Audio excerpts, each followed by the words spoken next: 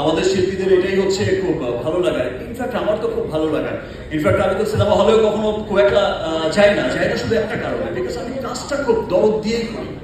আমি অল্প সিনেমা করি, খুব দরদ দিয়ে কাজটা করার চেষ্টা করি, এবং আমি চাই যে লোক, আমি যদি হলে যাই, আমি অনেক সময় দেখেছি যে আমি বসে আছি, আশপাশ থেকে সবাই ওইদিকে না দেখে এইদিকে দেখছে, বাট আমার তখন মনে হয় যে আমার সিন তো মিস করে ফেললো। এই জায়গায় তো আমি ফাটিয়ে এক্সপ্রেশন দিয়েছি, ভাই সামনে দেখো, এইদিকে কি ওইদিকে দেখো।